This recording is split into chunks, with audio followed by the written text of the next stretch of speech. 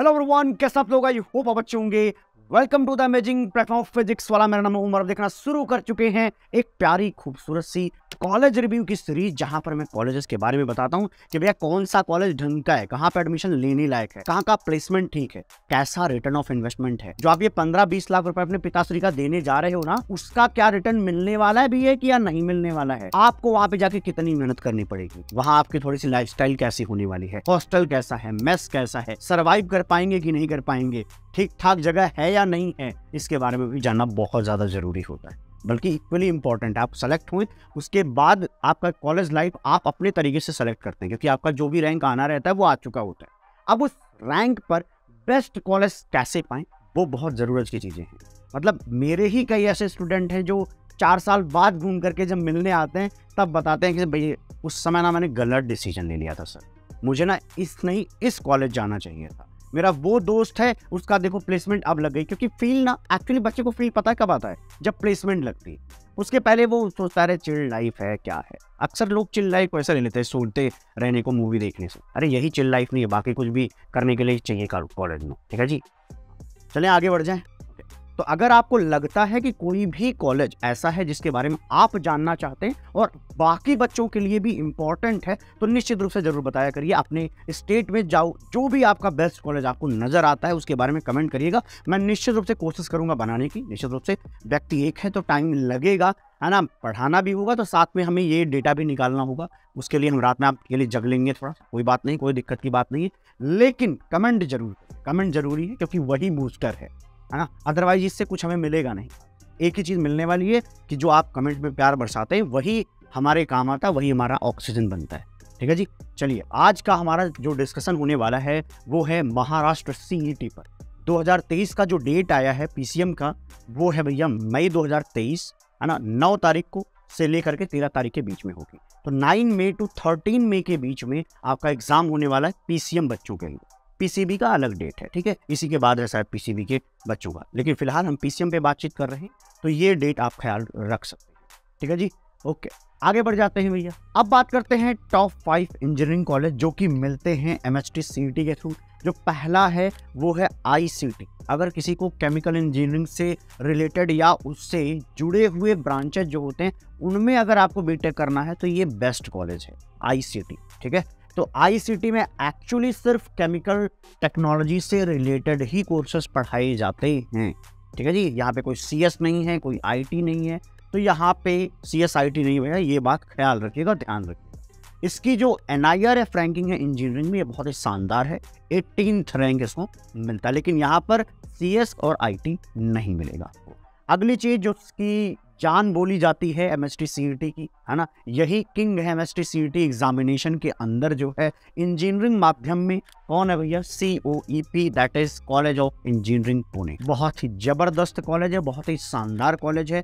अगर महाराष्ट्र की बात की जाए तो आप एक तरीके से समझ लीजिए कि IIT बॉम्बे के बाद 2 कॉलेज हैं, एक तो ये VJTI और दूसरा ये COEP। ये दोनों जबरदस्त कॉलेज माने जा सकते हैं। ठीक है जी, अच्छा, ये जो COEP है इसको देखिए NIRF रैंकिंग 72 मिला, ये भी ठीक ठाक है, ऐसा नहीं है कि बुरा है, अच्छा है ये आपके NIRF रैंकिंग। ठीक है, ओके, अगली बात कर लेते हैं। अगला क्या है भैया? डॉक्टर विश्वनाथ समथिंग पढ़ लीजिए, लेकिन इसका MIT के नाम से ये फेमस है, MIT। ठीक है, 116 NIRF इसकी रैंकिंग। अगली है भैया VJTI नो डाउट थोड़ा अच्छा है, कोई बात नहीं, 119वीं रैंक दे रखा है, तो ना इससे बहुत ही खराब कॉलेजेस को इससे बेहतर NIRF मिल रखी है। ठीक है, तो अगर आप महाराष्ट्र के अंदर हैं और आप यहाँ VJTI जाते हैं तो ठीक ठाक कॉलेज आपके लिए है ये। ठीक है, अगर मुंबई में है तो निश्चित रूप से बेस्ट ही मान लीजिए अपने लिए। ठीक है, नेक्स्ट क्या है भैया? Bharati Vidyapeeth deemed university college of engineering Pune. अक्सर आपको जो अच्छे इंजीनियरिंग कॉलेज है या तो मुंबई में मिलेंगे या तो पुणे में मिलेंगे।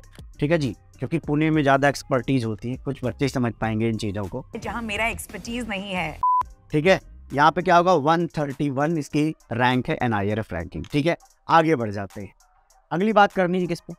अगली बात करनी है भैया बेसिक इन्फॉर्मेशन, जो कि आपके पेपर के पैटर्न, इन सब पे सिलेबस वगैरह पे थोड़ी चर्चा कर देता हूँ, क्योंकि ये कई बच्चों को पता नहीं होता, और अक्सर उन बच्चों को नहीं पता होता जो महाराष्ट्र के बाहर है, जो शायद वैसे भी महाराष्ट्र के भी बहुत सारे ऐसे बच्चे होंगे जिनको पूरी इन्फॉर्मेशन नहीं पता होती, तो भैया ये जान लीजिए कि आप जो पेपर देने जा रहे हैं उस पेपर में 20% वेटेज जो है 11th का है, 80% वेटेज आपके 12th का है। वैसे ही फायदेमंद है क्योंकि आप क्या करते हो, बोर्ड देते हो, तो बोर्ड के बाद भैया आपके दिमाग में कम से कम बोर्ड वाली चीज़ें तो दिमाग में टिकी रहती है।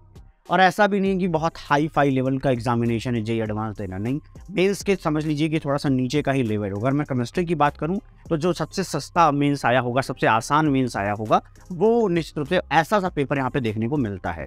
ये कॉलेज या किसी की बेइज्जती नहीं, ये रियलिटी है मेरे भाई, यही होता है, ठीक है। कोई भी नेगेटिव मार्किंग नहीं है, ये सब जानना बड़ा ज़रूरी है पेपर में, ये सब जानना बड़ा ज़रूरी नहीं तो आप थोड़ा सा वो जो तुक्का या प्रोबेबिलिटी का गेम खेलना चाहते हैं वो नहीं खेल पाएंगे। अगर आपको ये पता रहता है कोई नेगेटिव मार्किंग नहीं है तो भैया आप धड़ल्ले से खेल आते हो, ठीक है। अब मान लीजिए कोई बच्चा ऐसा जिसको ये पता ही नहीं नेगेटिव मार्किंग है या नहीं है, क्या पता उसको ये लगे नेगेटिव मार्किंग है तो वो एक्स्ट्रा एक भी टिक नहीं मारेगा, समझ रहे हो। अगर उसने क्या किया, 4 ऑप्शन में से मान लीजिए 2 उसने एलिमिनेट कर दिए, तो प्रोबेबिलिटी अभी 50% जीतने की थी, लेकिन वो नहीं मार के आएगा क्योंकि उसकी आदत में है अक्सर ये जानने की भैया नेगेटिव मार्किंग तो होती ही है एग्जामिनेशन में। यही ज़रूरत है कि आपको ये पता हो, है ना। इन कॉलेज रिव्यू से आपको यही समझ आता है।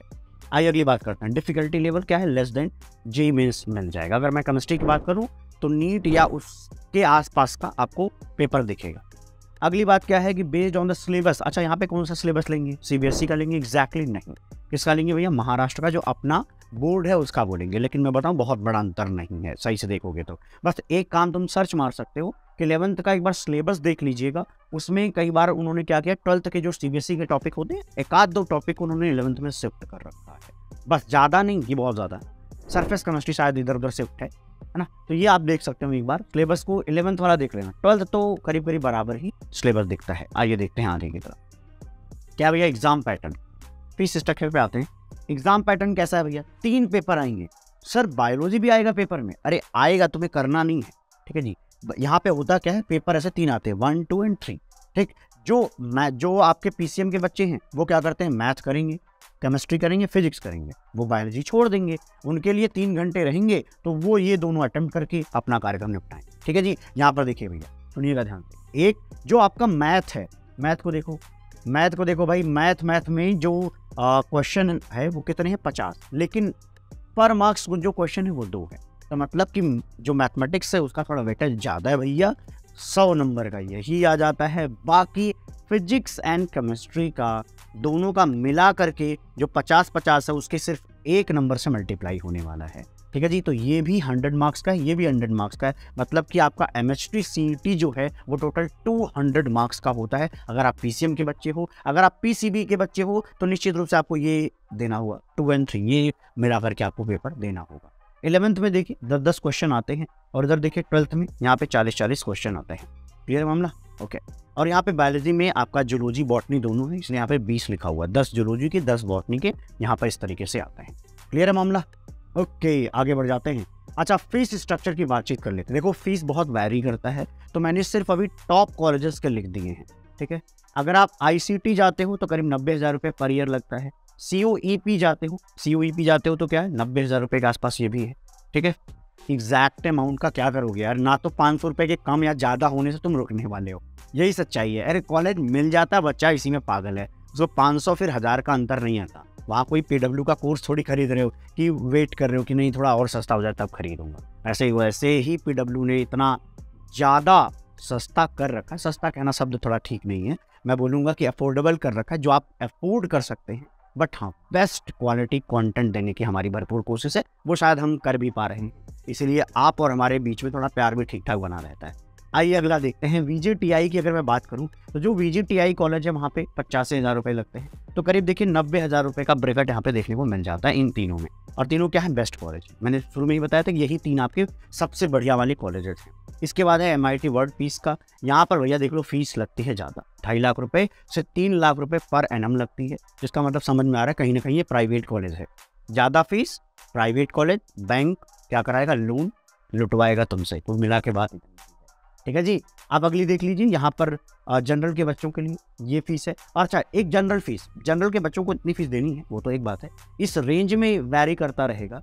दूसरी सबसे बड़ी चीज़ है कि यहाँ पर इंस्टीट्यूशनल कोटा मेरिट है, मतलब कि समझ रहे हो ना इसका, बैकडोर एंट्री कर लो तो आपको इस तरीके से थोड़ा ज़्यादा पैसे दे करके एडमिशन मिल जाएगा। कुल मिला के आपको जहाँ जाना चाहिए वो ये 3 अच्छे कॉलेजेस हैं, यहाँ पर आप निश्चित रूप से जा सकते हैं, बेस्ट कॉलेजेस बोले जा सकते हैं। ठीक है जी, ओके। कभी मैं एक कोशिश करूँगा कि मैं ऐसा सोच रहा हूँ, आप बताना कि कैसा रहेगा ये एफर्ट, क्योंकि इसमें एफर्ट लगने वाला है, कि मैं कॉलेजेस को ना ऐसे tier 1, tier 2, tier 3 and tier 4 4 colleges में डिवाइड कर, मतलब 4 पार्ट्स में डिवाइड कर देता हूँ। तो इससे क्या होगा, बच्चे को अंदाज़ा होगा कि हमें कौन सा कॉलेज चाहिए। अगर टियर 1 का कॉलेज है तो कौन कौन से उसके अंदर आते हैं, 2 में कौन से आते हैं, रेंज क्या है प्लेसमेंट का, पैसा कितना देना पड़ता है, रिटर्न ऑफ इन्वेस्टमेंट कैसा, इन सब पे हम चर्चा करके मैं ऐसा सोच रहा हूँ कि 4 पार्ट में सारे कॉलेजेस को डिवाइड करने की कोशिश करूँ। ठीक है, कभी वीडियो बनाऊंगा उस पर। ठीक है, आगे कमेंट जरूर करिएगा। चलिए मिलते हैं हम आपको अगली वीडियो में, तब तक के लिए खुश रहिए, प्रसन्न रहिए, आबाद रहिए, जिंदाबाद रहिए। Bye bye, take care, love you all, प्यार बरसाते रहिए, बाय बाय।